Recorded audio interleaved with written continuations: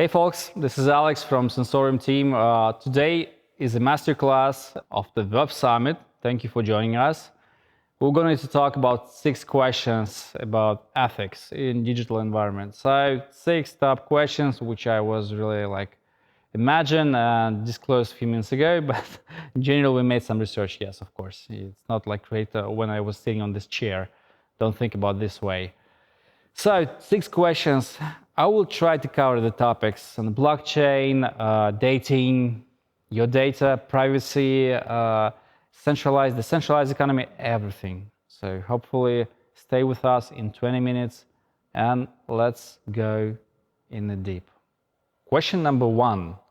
Is it legal or ethically approved to use personal data of third parties to promote your own stuff, goods or services in digital environment and even in virtual reality? So imagine I register my data and I register my moves in virtual reality, and some platform have all data about me, everything.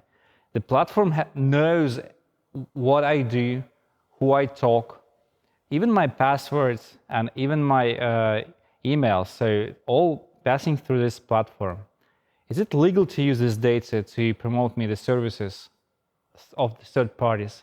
If I'm, for example, looking for the apartment, or I'm looking for a new car, or I'm interested in new shoes and Nike or other big companies are sending me a promotion campaign in the same minute, do you think, is it okay?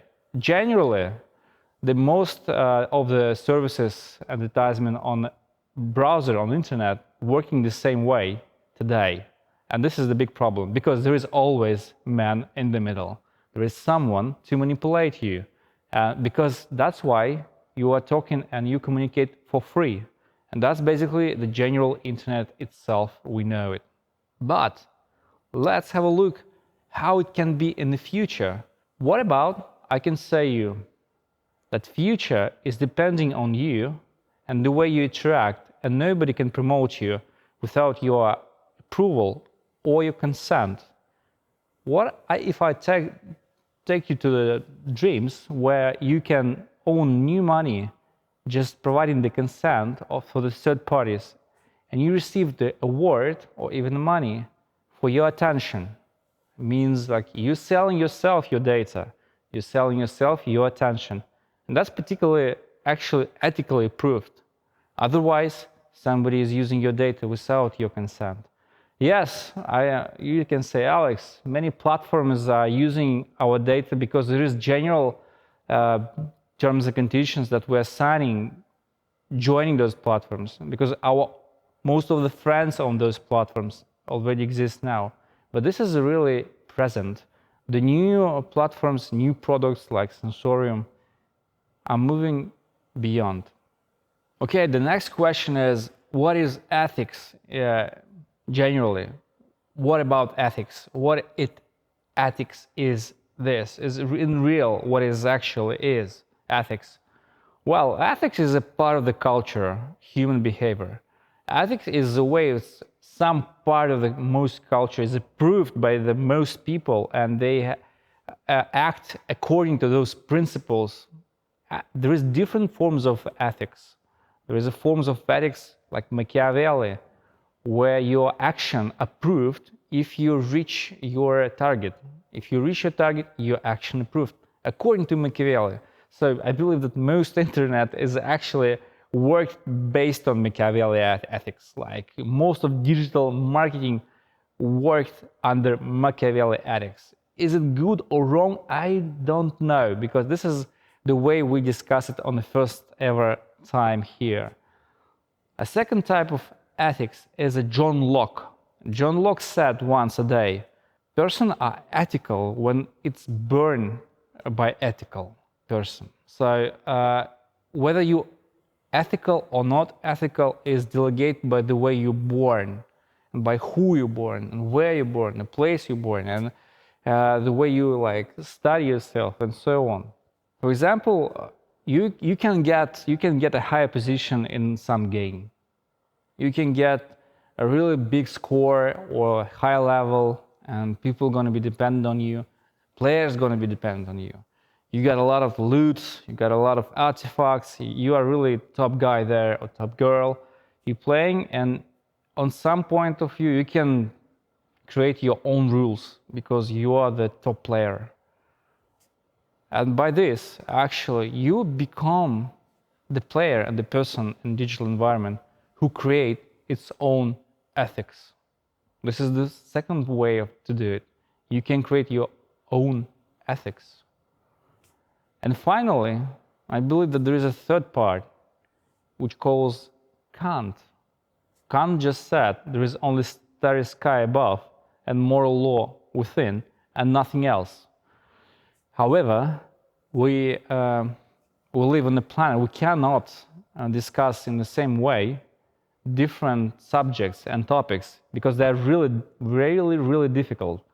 We cannot disclose the same identity in a different geography.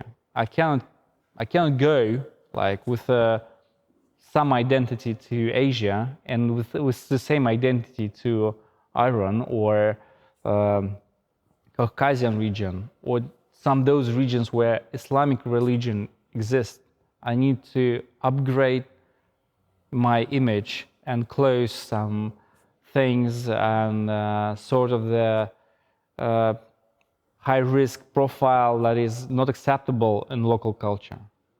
And this still exists. So actually, we're saying about the virtual worlds are really virtual and we're creating them from the very beginning. However, there is a barrier always from point of our perception. So at the same time, it's like a burger where there is 3 types of ethics at least exist at the same time, and you can create your own ethics and your own vision in virtual reality. The third question is about dating. How far we can go with algorithm promoting us, our lives, and our lovers. Well, the dating today is like a bubble. You work in the bubble, you date in the bubble. The algorithm today itself is actually say who you're gonna be have a sex, who you're gonna be a date, who going to be your lover, who going to be your wife, your husband. Even it's trying to predict a kids and how does your kids gonna be look like. All this happening today because of the algorithms. Algorithms created by the people, by the programmers. They don't care actually about ethics. So, generally, how ethical you can select and follow the algorithm? Can you deny the choose of algorithm of your future wife? Can you say no to the algorithm if the algorithm says this is a perfect match or not? The answer is yes. This is the future of many varieties. You can choose any path you want. Any path. You can be anyone. And algorithm is, they are built, they crafted as a first generation from the people who was not care about ethics at all. So you don't need to follow those rules and you don't need to follow those predictions that they're trying to predict and manipulate your own perception. So generally, the answer is, on a dating perspective, most easily dating is offline dating. And that's why I promote to you. Go offline and date with your lovers offline. The question number 4 is a big question, a loud word screamed by everyone. Harassment. Harassment can be different. Sexual harassment, race harassment, and many other things. So, since no boundaries exist in virtual reality and virtual worlds and gaming industry at all, you can create anything at all, anything. So, the harassment is really a regular word that's going to exist anyway while you're creating your own world. If you create the world like where you have your avatars looks highly sexy and they looks ultra sexy, but still this is 12 plus, but really close line for 18 plus.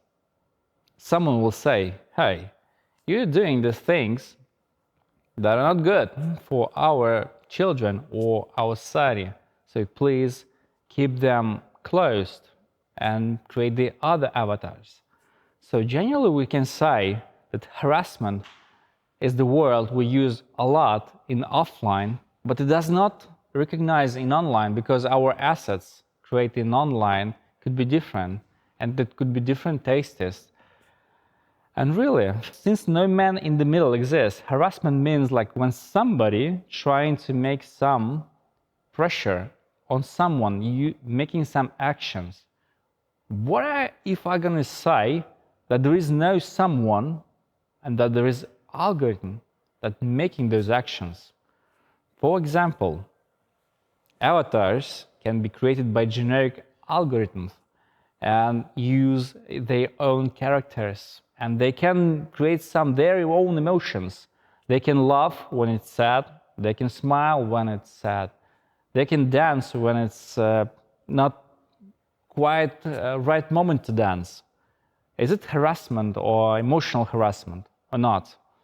So harassment is the instrument in the arms of beholder, and the way you interact with harassment and these risks is up to you. You can provide a feedback based on the things you don't like in the digital environment, or you can try to understand what was the general idea of the author. We believe that the author itself does not want to make any damages of your own will or of your own thing. So I believe nobody wants to make bad things, and my personal vision is to try to understand what was the idea when the person was creating those things in virtual reality. Why? What is beyond all those things? If we're talking about UGC content, and if we're talking about things created by the platform, easy way is make a feedback, and of course the platform is working on digital fields and digital geography, digital communities. The platform will adjust its assets. Okay, the next question is about digital identity. So, what is digital identity and how it should be behaved and controlled by the others if you make a bad behavior in the virtual reality or digital environment? Who needs to create these services and how it should be controlled? What is consent inside, and is anyone can get access to your data if you make a bad things or not? Let's talk about that. Okay, we played the game. I took your sword. It was the most terrific sword in my life, I think, but it was not my sword. I took someone's sword, your sword, and you was playing many hours to get this artifact, and I just took it away. Somehow I just did it. Then I went to the services and asked it for the oblivion, and all data was erased from everywhere. But before that, I sold this sword to someone, and bingo, I got a deal. I got the money, and you got nothing. So is it fair? Genuinely, no, yes, it's not fair. What should we do? Should we go against the law of oblivion? Should we go against the law of oblivion? Because general law says anyone can request this type of service, and Google other services should delete, erase it from this database. Generally, it's available to anyone. I can create a real crime in real world, by the way, and make the same way in digital world. I can erase myself from digital reality easy, creating real crime. So, however, today, from the perspective of regulation, there is no such a way that the mandatory attributes that are not under oblivion request from the user. Most regulations still discussing this question. However, we can, from side of community, try to create our own understanding of this. And generally, yes, if I took a sword, it was not my sword, and someone should have a possibility, a chance to talk to me, give me a feedback that is not good. And there should be a regulator who can make some actions against me, penalties, like before I make some erasing myself from from the history of digital environment. And this is not actually exist in reality, but this is the way it should work like in the future. And this is a new age is coming. So everyone have a right to be forgotten. I can write requests to Google or Apple or anyone, any big companies or local companies.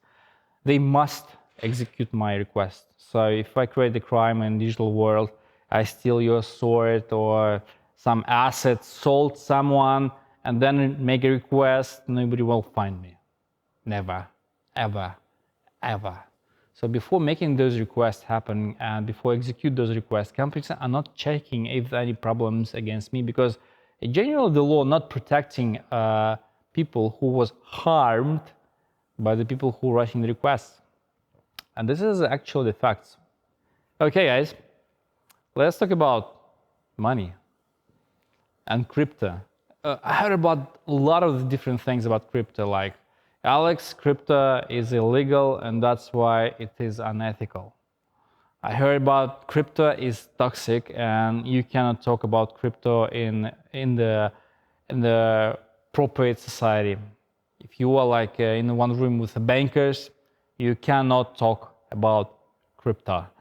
And many other bullshit I heard in my life. And this is the way it exists now. Crypto is the cryptocurrency. It's a currency in digital world, and this currency is created by algorithms, and there is nothing there. No ethics. It is not right. It is not bad. It is not about that generally. So I cannot say like, hey folks, crypto is really a bad thing, do not touch it. You know, many funds now today invest into crypto. You know, it's banks invest in crypto. And we now finally need to talk about crypto, not hiding our eyes in the room. And I think it's genuinely okay to talk about crypto.